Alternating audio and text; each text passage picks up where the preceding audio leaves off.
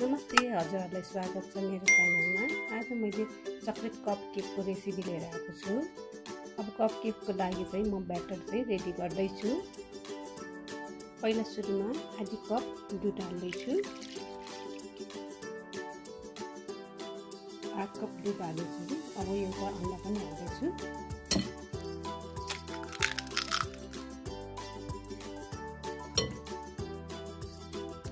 अब म यसलाई चाहिँ मिक्स गर्दै छु।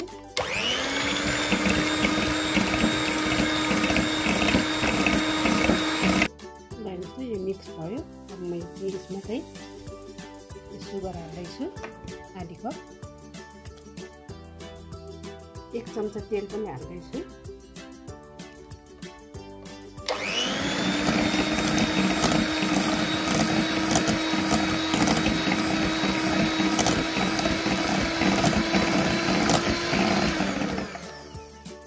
रेडी भयो। अब चाहिँ यसमा चाहिँ पहिला सुरुमा मैदा छानेर राख्नुपर्छ। मैदा छान्छु। 1 कप मैदा, आधी कप कोको पाउडर।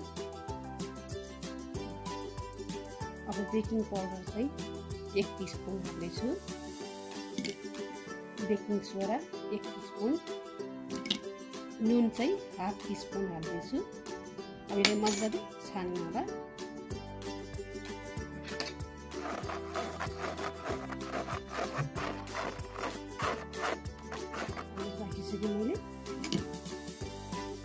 मैले चाहिँ भिनेगरको साथ चाहिँ कागती 1 चम्चा पनि हाल्दैछु। अब यसलाई मजाले मिक्स गरिदिनु होला। मिसिन छ भने मिसिनले गर्नु, मिसिन छैन भने चम्चाले गरे पनि हुन्छ।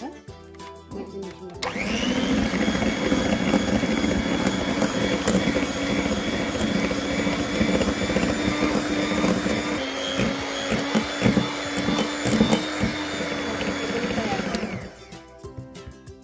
अब चाहिँ मैले यो तातो पानी आधा ग्लास लिएको छु।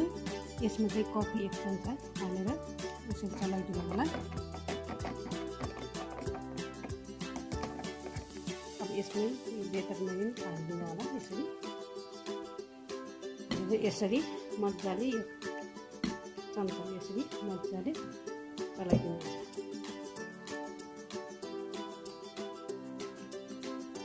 हेर्नुहोस् त बेटर पनि रेडी भयो। अब म चाहिँ यो बेटरलाई चाहिँ पारामा हाल्दैछु।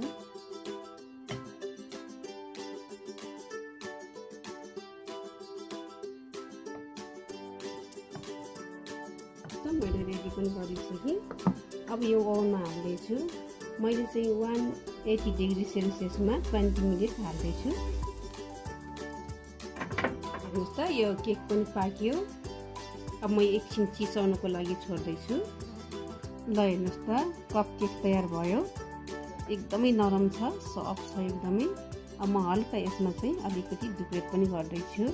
मैले क्रिम बनाएको चाहिँ देखाएको छैन, क्रिम हाल्दैछु।